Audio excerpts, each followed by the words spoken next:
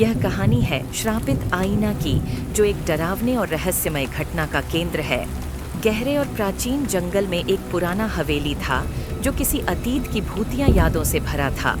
हवेली का एक कोने में एक पुराना और रहस्यमय आईना था, जिसे वहाँ के लोग श्रापित आईना कहते थे। इस कहानी के प्रमुख किरदी एक युवक नामक विक्रम था, जो उस हवेली में रहता था। वह एक दिन इस आईने के सामने पहुंचा और उसे देखने लगा। जैसे ही वह आईने के सामने पहुंचा, उसने अनोखे और भयानक दृश्य देखे। आईने में उसकी छवि के ठीक सामने एक डरावना और आत्मीय रूप था, जो उसे देखता हुआ स्थिर खड़ा था। विक्रम को डर और हैरानी हुई, लेकिन उसने अपनी भयानक रूप देखकर भी आगे बढ़ते हुए आईने के सामने ही खड़ा रहा। वह सोचा कि यह सभी सिर्फ एक भ्रम है, और उसने अपनी छवि को देखने का आगे बढ़ा।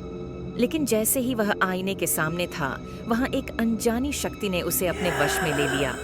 विक्रम को उस आत्मा का बदला लेने का एहसास हो गया, जो सदियों से वहां के आत्माओं को बांध कर रखी गई थी।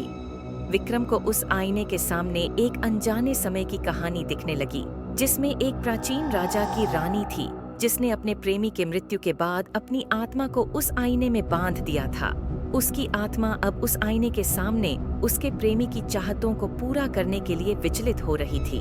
विक्रम ने समझा कि वह अब उस आत्मा के पास कैद है और उसे उस आईने से मुक्त करने का एकमात्र उपाय है। वह अपने मन में अदृश्य शक्तियों के विपरीत प्रयास करता है, लेकिन कुछ भी सफल नहीं होता।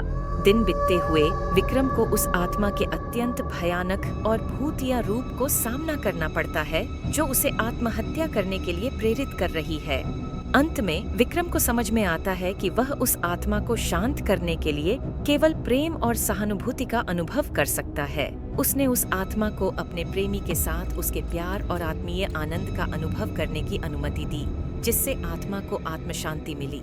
इस घटना के बाद विक्रम ने उस आईने को हवेली से निकाल दिया और गांव के लोगों के बीच इस डरावनी कहानी को साझा किया।